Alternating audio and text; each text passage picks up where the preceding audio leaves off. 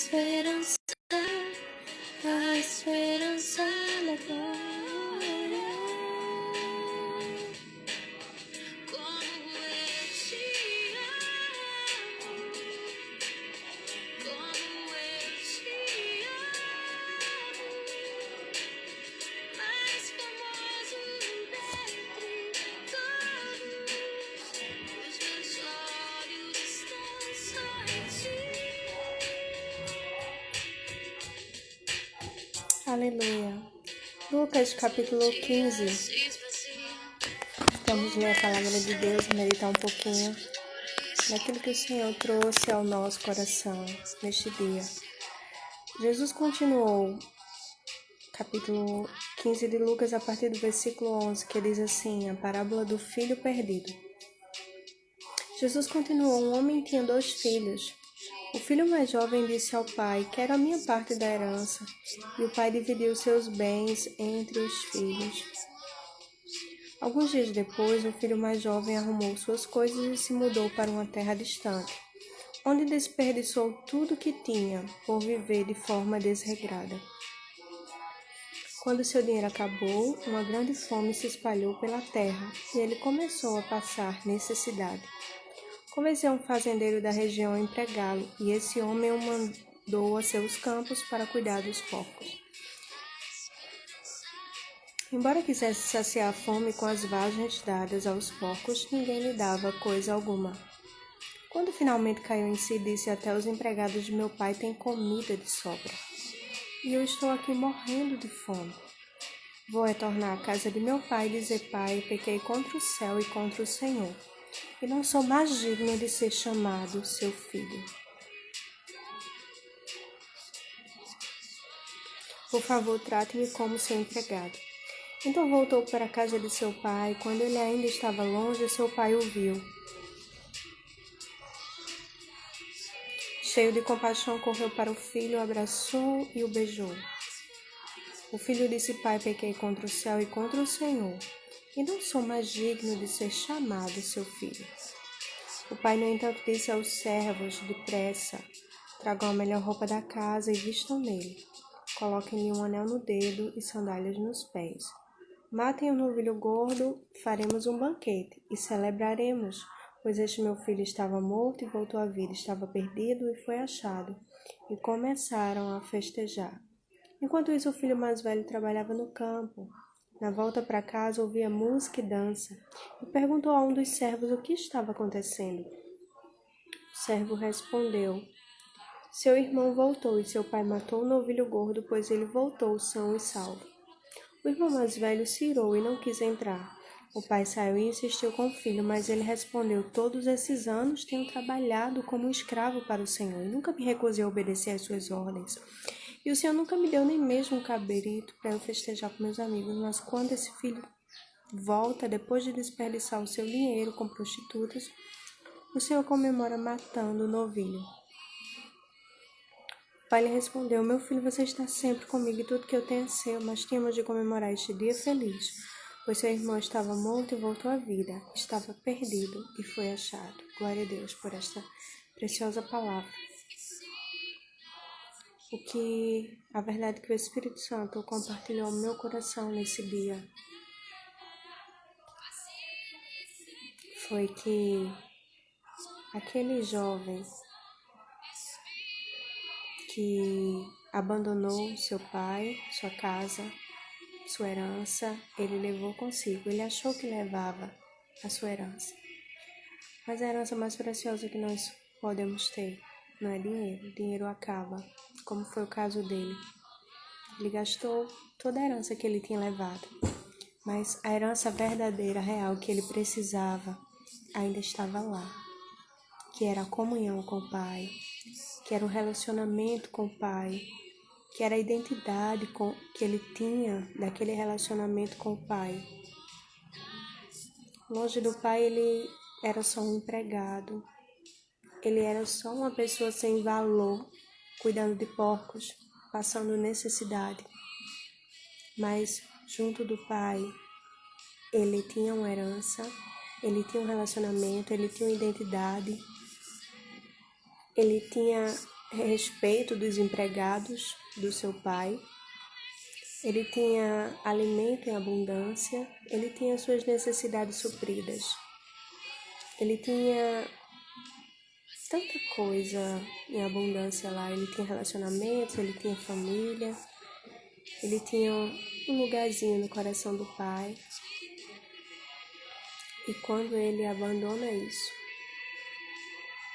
e leva o dinheiro achando que está levando a herança, ele descobre que a verdadeira herança não era aquilo que ele estava carregando, que tinha um valor temporário, passageiro, e que podia ser gasto, podia vir a perecer.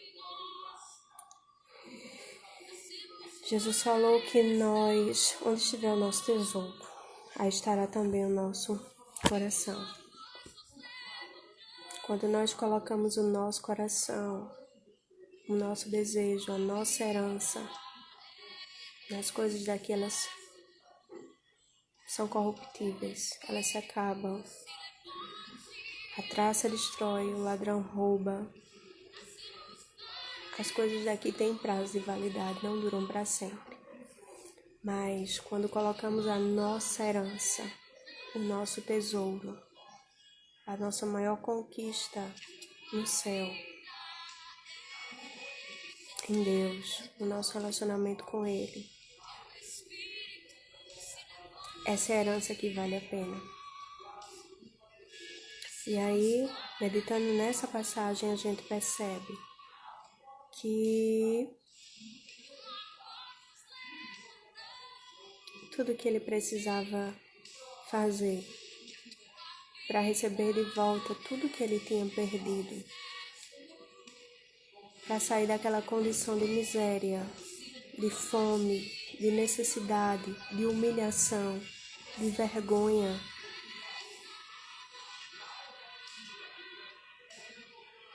ele agora não sabia mais quem ele era.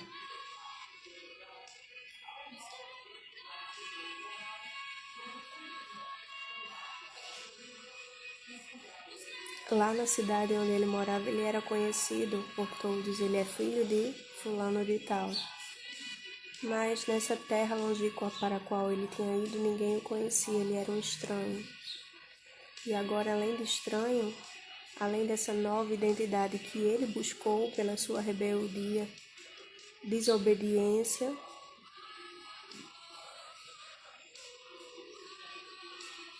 ele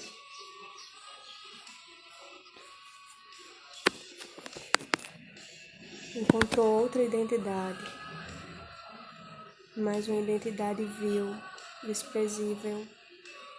Ele era agora alguém desempregado, mendigando, passando necessidade.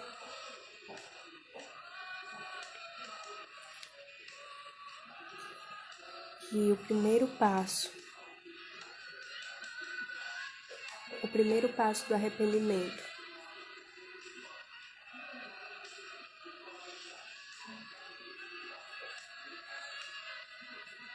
foi ele cair em si e perceber a fonte da sua verdadeira herança, a fonte de toda a sua satisfação e plenitude, a fonte da sua identidade, a fonte da sua vida era o seu pai. E a primeira coisa que veio na sua mente somente uma palavra e o universo inteiro veio a ser.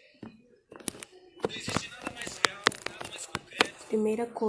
Primeira característica. Intenso quanto a voz de Deus.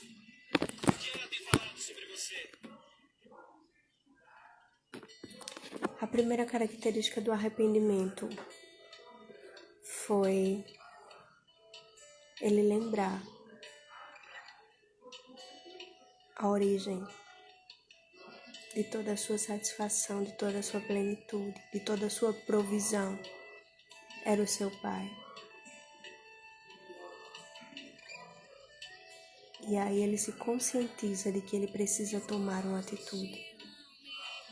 E ele diz: eu vou retornar à casa de meu pai e dizer: Pai, pequei contra o céu e contra o Senhor, e não sou digno de ser chamado seu filho. Por favor, trate-me como seu empregado. O segundo passo foi humilhação. Ele se arrependeu, lembrando e reconhecendo que o seu pai era a fonte da sua alegria, da sua identidade, da sua real herança. Eu acredito que não tem coisa melhor do que você ter um bom relacionamento com seus pais, com seus familiares e passar adiante para os seus filhos, para os seus netos, para a sua posteridade, os valores da sua família. Eu creio que essa é a maior herança que nós podemos obter e deixar para os nossos filhos. São os valores, a tradição familiar, aquilo que de melhor temos aprendido, cultivado e transmitido dos nossos pais e transmitido para os nossos filhos. E aí o filho pródigo, aquele filho que abandonou lá, ele lembra de como que ele era tratado lá no seu lar. Ele lembra de quem ele era lá no seu lar. Ele lembra que as suas necessidades eram supridas. Ele não tinha falta de nada. Ele lembra de quem ele era lá, como que ele era tratado lá. E aí ele faz a comparação, o contraste. Lá até os empregados do meu pai têm comida de sobra, eu aqui morrendo de fome. Então ele lembra do que ele tinha lá, ele reconhece que o seu pai é a fonte de toda a sua provisão e ele se humilha, ele pensa numa atitude, ele toma uma atitude e pensa no que fazer.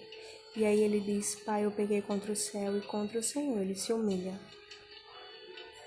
E não sou mais digno de ser chamado seu filho. Por favor, trate-me como seu empregado.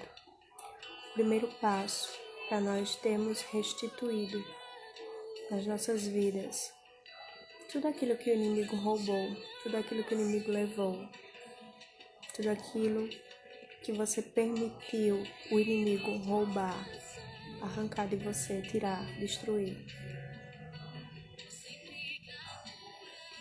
O primeiro passo para reconquistar, restituir, é reconhecer que Deus é a fonte de toda a sua herança, é a fonte de toda a sua alegria, de toda a sua satisfação. É lembrar de que um dia você foi na presença de Deus. É lembrar as promessas que Ele te fez. É lembrar tudo que você tinha e foi perdido. Talvez a tua esperança, talvez a tua paz, talvez a tua alegria, talvez os teus sonhos, talvez as tuas forças, a tua saúde.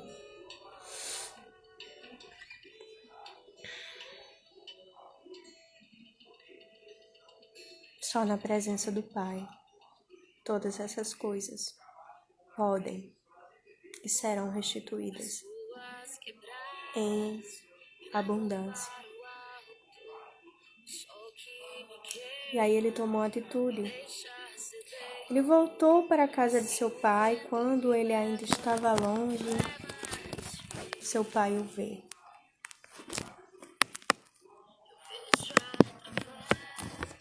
Seu pai o vê.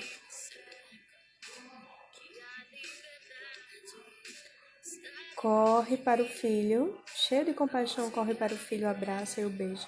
E o filho diz: Pai, pequei contra o céu e contra o Senhor, e não sou mais digno de ser chamado seu filho. E aqui nós vemos a confissão do pecado, a demonstração pública do arrependimento. O filho abraça e o beija. E diz: Pai, pequei contra o céu e contra o Senhor, e não sou digno de ser chamado seu filho. Ele faz a confissão do seu pecado. Ele admite a sua culpa e ele se humilha na presença do seu pai. E o pai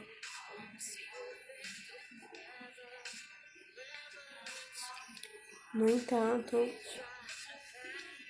olhando para ele com amor de pai, de misericórdia, de compaixão,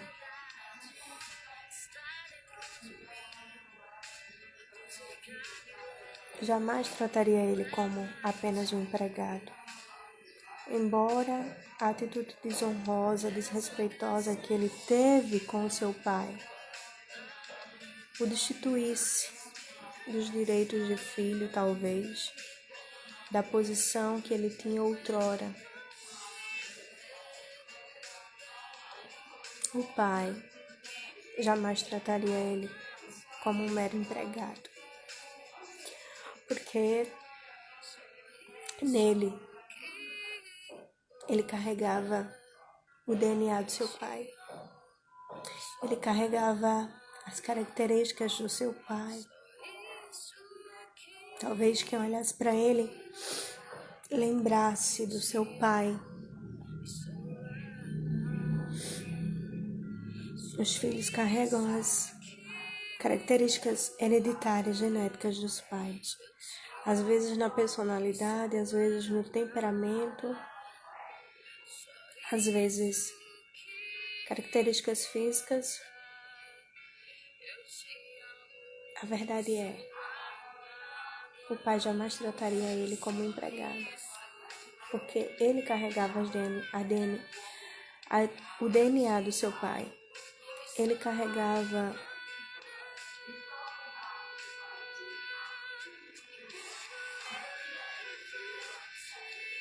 a alegria que o pai teve um dia de gerá-lo, de criá-lo, de educá-lo. Só o pai conhecia o coração dele como filho, e só ele conhecia o coração do pai como filho. Só o pai conhecia o coração dele como pai, e só ele conhecia o coração do pai como filho. Havia uma relação estreita aí, íntima. Ninguém vai conhecer meu pai como eu conheço. Ninguém vai conhecer minha mãe como eu conheço. É privilégio. É intimidade. Da mesma forma, Deus, quando nós pecamos, nos humilhamos, nos arrependemos e chegamos diante dele, reconhecendo que não merecemos, quantas vezes pegamos caminhos diferentes daquele que ele queria que a gente pegasse. Mas aí a gente se arrepende e diz: Deus, eu não mereço mais receber tuas promessas, eu não mereço mais viver o que o Senhor tem para minha vida. Mas todavia me aceita como empregado. Eu quero estar aqui só te servindo. E não precisa ter mais os mesmos planos para minha vida. Eu quero fazer qualquer coisa para o Senhor, como um empregado qualquer. Eu quero fazer qualquer coisa, eu quero estar ocupada na tua presença. E quero ter o prazer de estar na tua casa. Então, me deixa ficar aqui como empregado, só pela comida mesmo. Só pela provisão, só pelas necessidades supridas. Mas Deus não te olha assim. Ele olha para você e vê em você as características dele. Você foi adotado na família de Deus. Você foi feito filho de Deus. João capítulo 1, versículo 12. Jesus veio para o que era seu, os seus não receberam. Mas a todos quantos o receberam, deu-lhes o poder de serem feitos filhos de Deus aos que creem no seu nome. Ele nos adotou. Nós somos feitos filhos de Deus. E automaticamente nós temos direito à herança. Automaticamente nós temos um relacionamento com o Pai. E nós temos também identidade. Não somos alguém sem dono, sem propósito, sem objetivo, sem destino. Nós temos um Pai que cuida de nós, que supre as nossas necessidades.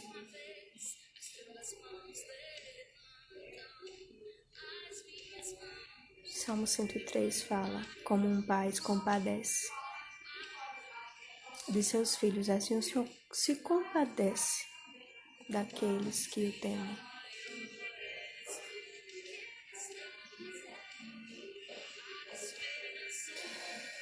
E aí o Pai diz no versículo 22, no entanto o Pai disse aos servos depressa. Deus não quer perder mais nenhum minuto. Todo o tempo que você perdeu lá no mundo, todo o tempo que você perdeu nas suas escolhas erradas, todo o tempo que você perdeu fazendo a sua vontade, Deus quer restituir, Deus quer compensar. E Ele diz: depressa, tragam a melhor roupa da casa. Deus tem pressa em honrar seus filhos. Deus tem pressa em abençoá-los. Deus tem pressa em restituí-los. Deus tem pressa em trazê-los à posição exata que Deus quer que nós estejamos. Coloquem-lhe um anel no dedo, autoridade, e sandália nos pés, proteção.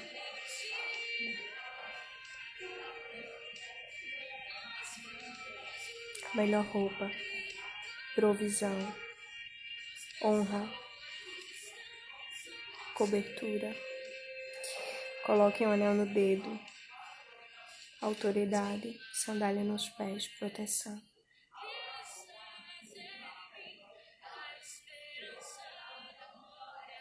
Matem um novilho gordo, honra.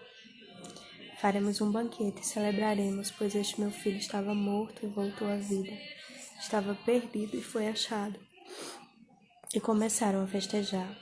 Enquanto isso, o filho mais velho trabalhava no campo. Engraçado que eles começaram a festejar logo em seguida. Foi tudo muito rápido. Foi tudo assim na hora. E começaram a festejar. Deus tem um banquete preparado para a sua vida. A partir do momento que você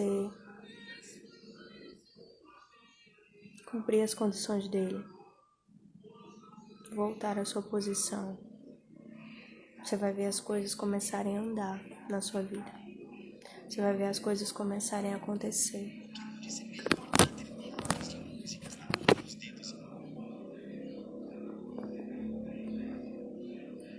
Você vai ver as promessas do Senhor começarem a se cumprir na sua vida.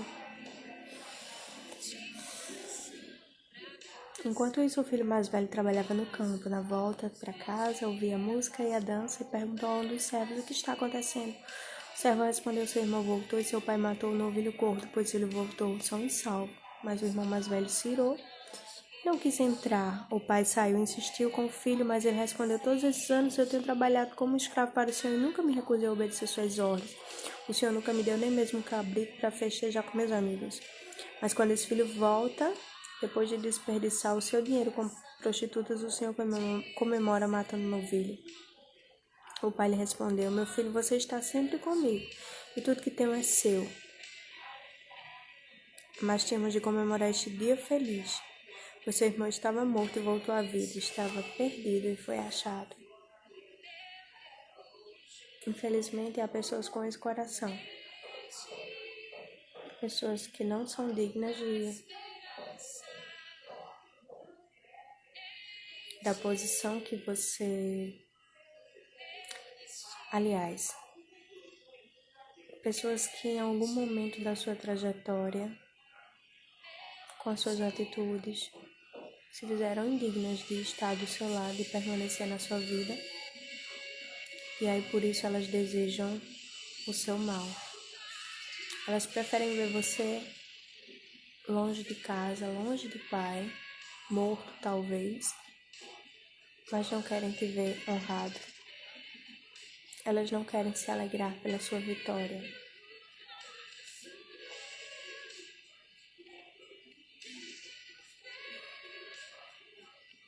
Porque o banquete não é delas, elas não querem se alegrar pela sua vitória.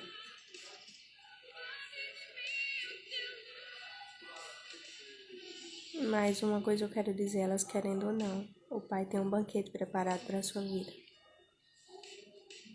É tempo de voltar. A fonte de toda a sua provisão, lembre-se disso, é o Senhor. A fonte de toda a sua felicidade é o Senhor.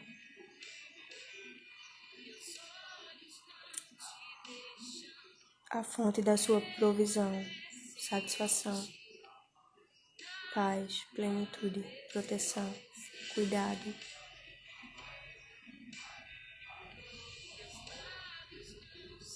É Deus. Não se esqueça disso. A primeira coisa que ele falou ao se conscientizar, ao se arrepender, foi se conscientizar, lembrar de quem ele era na casa do Pai e de que o Pai era a fonte de tudo que ele precisava.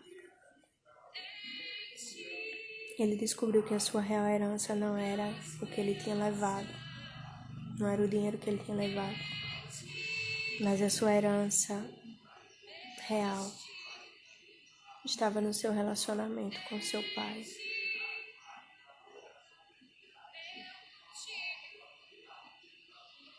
Por meio do qual ele teria todos os recursos, todo o conhecimento capaz de viver uma vida excelente.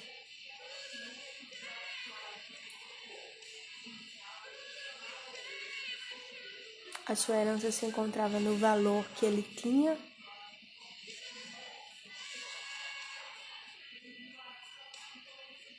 junto ao seu pai. A sua herança real se baseia no valor que Deus te dá. A sua herança real se baseia no que Deus diz que você é. A sua herança real se baseia no valor das palavras de Deus sobre a sua vida.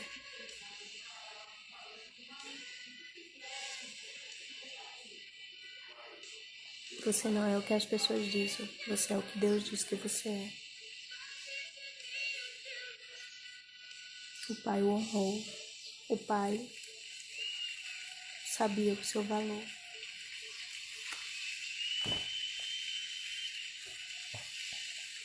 E é isso que Deus tem reservado para a sua vida. É essa a real herança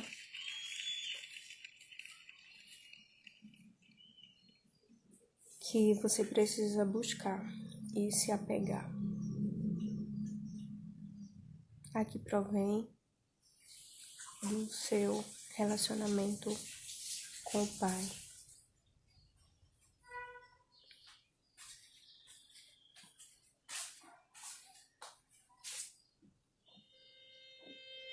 Estava morto e voltou à vida. Estava perdido e foi achado.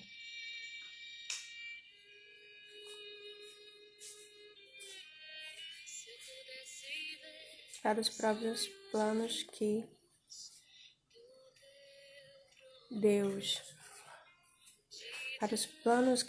tinha para ele. Para os planos que o Pai tinha para ele, para o seu futuro, para a sua vida, ele estava morto naquele momento. Foi um momento que lhe faltou lucidez. Ele estava morto para quem de fato ele era, para sua identidade. Ele estava perdido, como uma pecinha de um quebra-cabeça perdida, vagando por aí. A sua história estava incompleta, bagunçada. E ele, uma peça sozinho, vagando sem propósito. Mas ele foi encontrado. O amor de Deus te encontra onde quer que você esteja.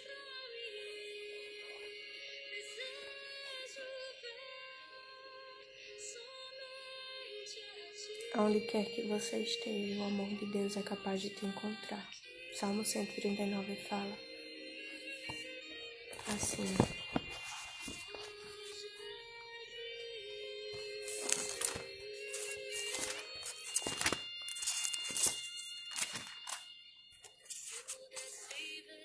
se eu tomar as asas do amanhecer, se habitar do outro lado do oceano, mesmo ali tua mão me guiará, e a tua força me susterá. É impossível escapar do teu espírito, não há como fugir da tua presença. Se suba aos céus, lá estás, se desço ao mundo dos mortos, lá estás também. Se tomar as asas do amanhecer, se habitar do outro lado do oceano, mesmo ali tua mão me guiará e tua força me susterá. Eu poderia pedir a escuridão que me escondesse e a luz ao meu redor que se tornasse noite, mas nem mesmo na escuridão posso me esconder de ti. Para ti a noite é tão clara como o dia. Escuridão e luz são a mesma coisa. Tu formaste o meu interior e me teceste no ventre de minha mãe. Eu te agradeço por me teres feito de modo tão extraordinário. O Deus que controla todas as circunstâncias, Ele conhece o seu coração porque Ele mesmo fez. E se for preciso, para você reconhecer o seu valor, que você só encontra nele, Ele vai te visitar aonde quer que você esteja. Ele vai falar ao seu ouvido. Ele vai falar ao seu coração. As circunstâncias que falaram ao coração do filho pródigo foi as suas necessidades. Ele estava passando fome. E através daquilo ele pôde lembrar do seu pai. Ele pôde lembrar que na casa do seu pai ele tinha tudo. Que não lhe faltava nada. As suas necessidades eram supridas e mais do que isso.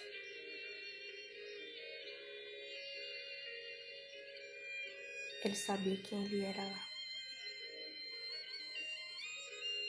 Ele era reconhecido também lá. Todos sabiam que ele tinha um pai. Todos sabiam o seu nome e a sua identidade.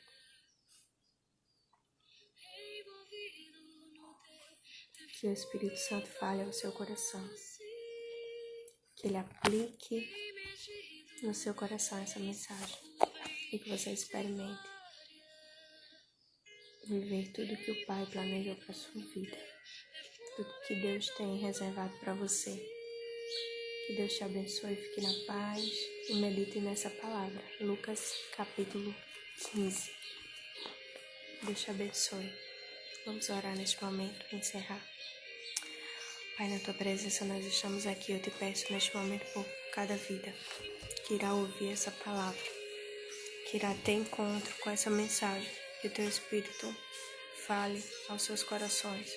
O Senhor que sonda e conhece cada necessidade e sabe o que cada filho teu necessita. Eu te peço neste dia, Senhor, que o teu Espírito Santo revele a eles o valor que eles têm nos teus braços. Que o teu Espírito revele a eles a sua real identidade, seu propósito, o seu plano para a vida deles. Que onde quer que eles estejam, que o teu amor os alcance, os abrace, os visite. E que mesmo se eles deixaram os trilhos, e que mesmo se eles deixaram de ouvir a tua voz, para ouvir o inimigo, que eles ouçam a ti, que eles sejam tocados por esta palavra, e que eles entendam que a sua verdadeira necessidade, que a sua real herança está na tua mesa, está na tua presença, está na tua casa, Senhor. Eu te agradeço pelo dia de hoje e entrego nas tuas mãos e consagro nas tuas mãos este dia.